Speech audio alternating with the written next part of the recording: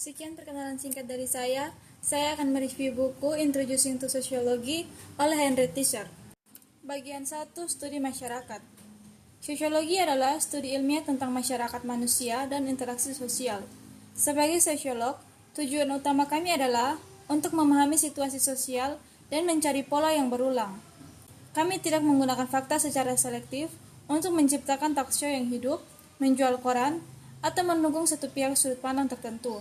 Sebaliknya, sosiolog terlibat dalam upaya ilmiah yang ketat yang membutuhkan objektivitas dan detasemen. Fokus utama sosiologi adalah kelompok, bukan individu. Beberapa orang. Sosiolog berusaha memahami kekuatan yang beroperasi di seluruh masyarakat, kekuatan yang membuat individu membentuk perilaku mereka, dan dengan demikian menentukan acara sosial. Sosiolog memiliki tujuan yang berbeda dalam pikiran ketika mereka menyelidiki masalah daripada jurnalis atau talk show tuan rumah.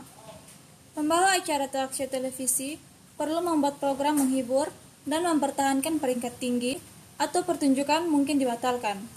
Seorang jurnalis sedang menulis untuk pembaca tertentu. Ini tentu akan membatasi pilihan topik serta cara di mana suatu masalah diinvestasikan didekati. Di sisi lain, seorang sosiolog harus menjawab kepada komunitas ilmiah saat ia mencoba untuk lebih jauh pemahaman tentang suatu topik. Ini berarti bahwa tujuan bukan peringkat tinggi tetapi lebih tepatnya akurat dan ilmiah pendekatan terhadap masalah yang sedang dipelajari. Dalam buku ini, diminta untuk melampaui budaya populer dan selidiki masyarakat lebih ilmiah daripada yang dilakukan sebelumnya. Max Weber percaya bahwa ilmuwan sosial harus menggambarkan dan menjelaskan apa yang ada daripada meresepkan apa yang seharusnya. Tujuannya adalah pendekatan bebas nilai untuk sosiologi. Semakin banyak sosiolog hari ini, bagaimanapun, mengakui bahwa penelitian yang sepenuhnya bebas mungkin tidak mungkin, bahkan salah satu tren dalam sosiolog hari ini pada akhirnya dapat merusak disiplin. Beberapa sosiolog yang lebih tertarik pada sosial reformasi daripada dalam penelitian sosial tentang meninggalkan semua mengklaim objektivitas. Sosiologi seperti ilmu lainnya dibentuk oleh Thor yang memaksakan nilai pada penelitian. Yang 2, individu dalam masyarakat. Manusia seperti makhluk lainnya memiliki dasar biokebutuhan logis. Kita harus makan, tidur, melindungi diri dari lingkungan, memproduksi, dan memelihara anak-anak kita agar kita bisa bertahan hidup sebagai spesies. Di sebagian besar animal, kebutuhan biologis dasar kurang lebih terpenuhi cara yang diidentik oleh semua anggota spesies melalui pola perilaku atau naluri yang diwariskan. Insting ini spesifik untuk spesies tertentu dan juga universal untuk semua anggota spesies itu.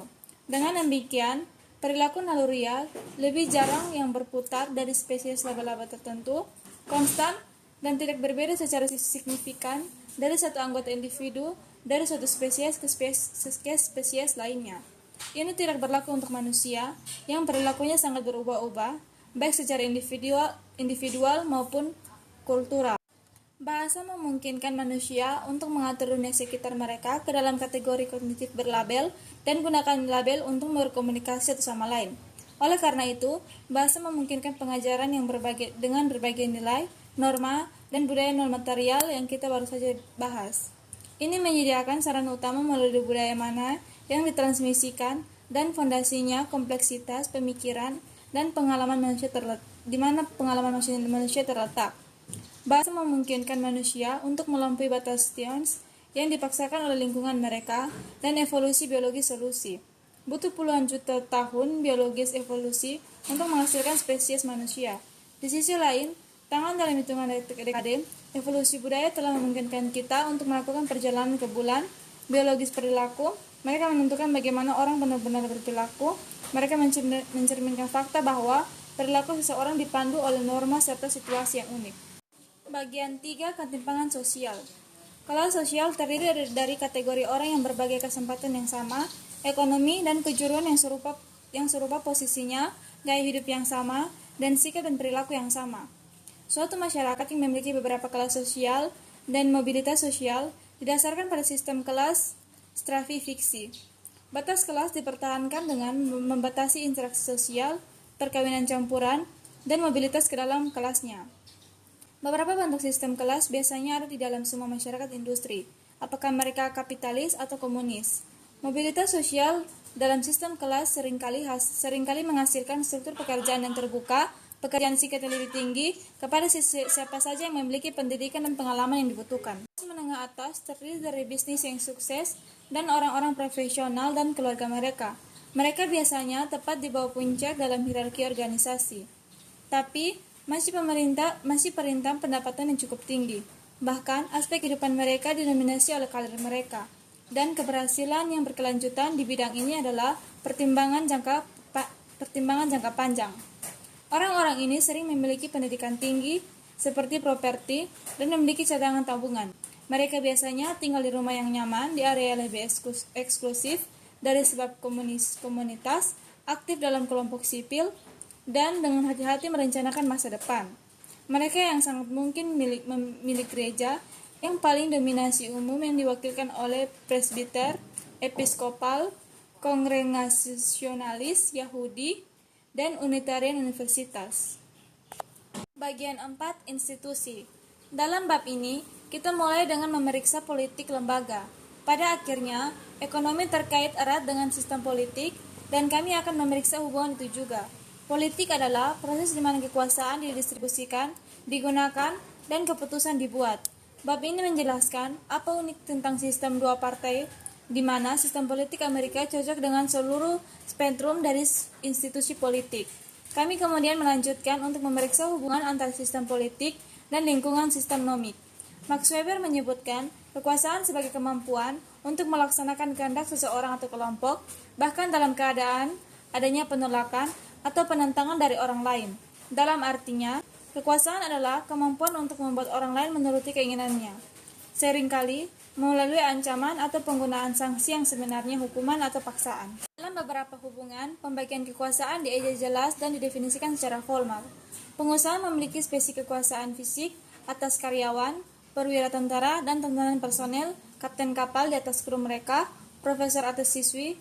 Dalam hubungan lain, pertanyaannya kekuasaan didefinisikan kurang jelas dan bahkan dapat bergeser kembali dan seterusnya, tergantung pada kepribadian individu dan situasi tertentu, antara saudara perempuan atau laki-laki, atau antara suami dan istri, atau antara teman-teman dalam kelompok sosial. Kekuasaan adalah bagian penting dari banyak jenis hubungan yang mencakup spektrum interaksi yang luas. Bagian 5. Perubahan sosial dan isu sosial. Fertilitas mengacu pada jumlah kelahiran sebenarnya dalam suatu populasi. Untuk sebagian besar negara, pertumbuhan penduduk tergantung pada peningkatan alami yang dihasilkan dari lebih banyak kelahiran daripada kematian. Sebagian besar negara memiliki sedikit imigrasi atau emigrasi. Sesuatu yang mungkin tampak mengejutkan ke orang-orang di Amerika Serikat, di mana imigrasi adalah faktor pertumbuhan yang penting. Fekunditas adalah kemampuan psikologis untuk memiliki anak. Kebanyakan wanita di antara 15 dan 45 tahun mampu melahirkan anak yang rata-ratanya bisa memiliki hingga 30 anak. Namun dalam kenyataannya, jumlah anak maksimum yang dapat dimiliki seorang wanita adalah sekitar 15. Namun, angka ini jauh dari kehidupan nyata, di mana kesehatan budaya dan faktor-faktor lainnya membatasi kelahiran anak. Bahkan, di negara-negara dengan angka kelahiran yang tinggi, rata-rata wanita jarang memiliki lebih dari 7. Banyak ahli demografi berpikir cara yang lebih baik untuk mengukur kesuburan adalah dengan menggunakan tingkat kesuburan total yang menggunakan rata-rata jumlah anak yang akan dilahirkan oleh wanita selama hidupnya. Tingkat kesuburan total diperlukan untuk menjaga populasi tidak berubah. Di Amerika Serikat, tingkat kesuburan total memuncak pada akhir 1950-an yang sekarang menunjukkan bahwa negara tidak akan berkembang tanpa imigrasi. Di Afrika, puluhan negara mencoba memiliki tingkat kesuburan total antara 5 dan 7 menghasilkan tingkat pertumbuhan yang besar. Di Eropa Barat, tarifnya adalah banyak negara mengalami penurunan populasi seperti yang akan dibahas pada bab ini. Keterlambatan ini merupakan sumber tekanan populasi yang luar biasa di negara-negara berkembang yang telah mendapat manfaat dari pengenalan medis modern teknologi yang sekarang menurunkan angka kematian. Orang-orang pada akhirnya mati, tetapi di beberapa negara, meski mati jauh lebih awal daripada yang lain, mortalitas adalah frekuensi kematian dalam suatu populasi. Yang meyakinkan ini adalah tindakan kematian kasar, angka per tahun kematian per 1000 orang dalam populasi tertentu. Sekian dan terima kasih.